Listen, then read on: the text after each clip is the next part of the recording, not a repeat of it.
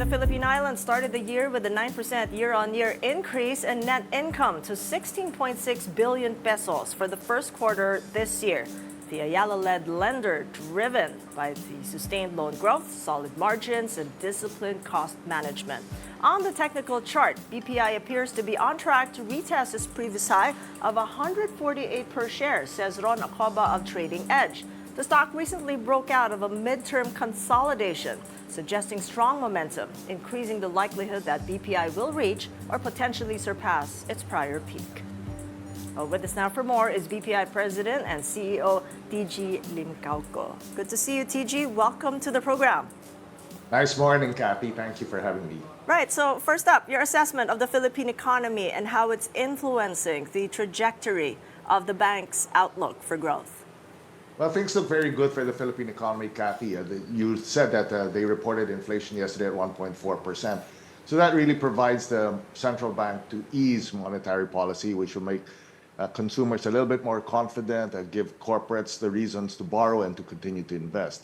Although there is some uncertainty about the global economy with trade slowing down given the uncertainty about the tariffs, but I think that will wash through. And consumer confidence remains very high in the Philippines. So looking good for our Philippine economy. We should grow maybe 5.5% this year, given that we have elections also.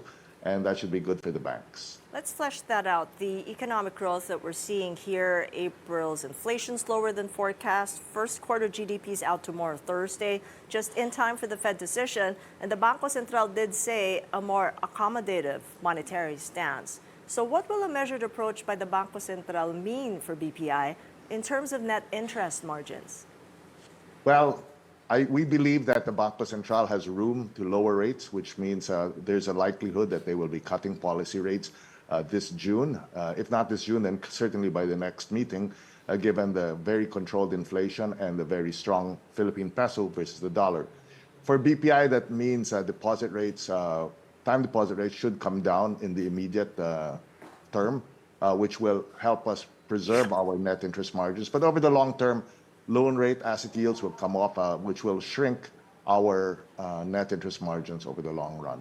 But all in all, it looks good for credit quality. It looks good for net interest margin. And for the banks, you just need a very disciplined approach to preserving your margins and raising funds. That's true. And in terms of the external policy uncertainties that you just mentioned, taking that into account, the risks, what do you face in terms of asset quality or the non-performing loans that you're keeping in mind at this stage because of those global uncertainties?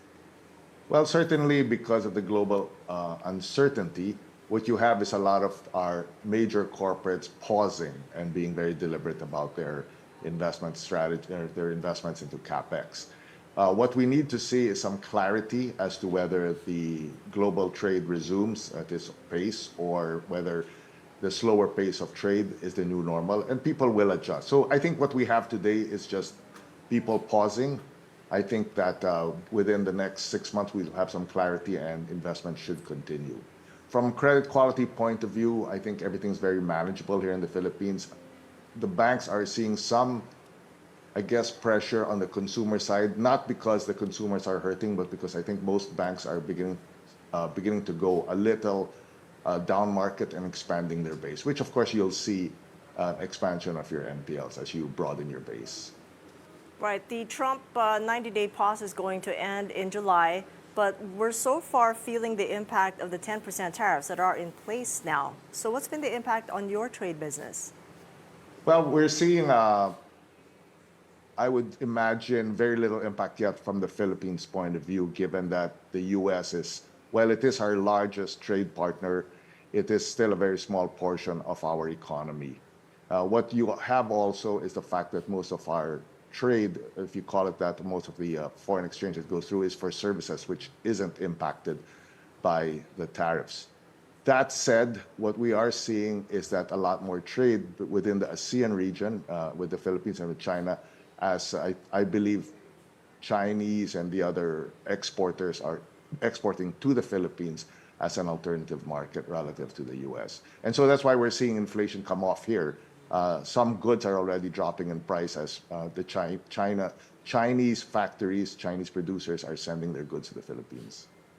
Let's talk about the consumer here. The loan growth target. What's your target for the year and the role that the consumer and the business banking slash SMA play, both considered high yield segments for the bank?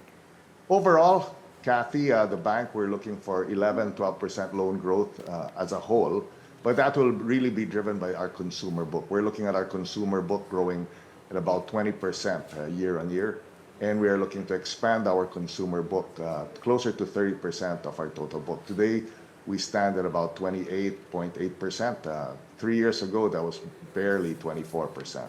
So we're making progress as a bank to shift our book towards the consumer sector and be more inclusive as a financial institution. Got about a minute. How's the BPI mobile app coming along? You have Vibe since October 2022, and the insights that you're getting from the new AI-powered app.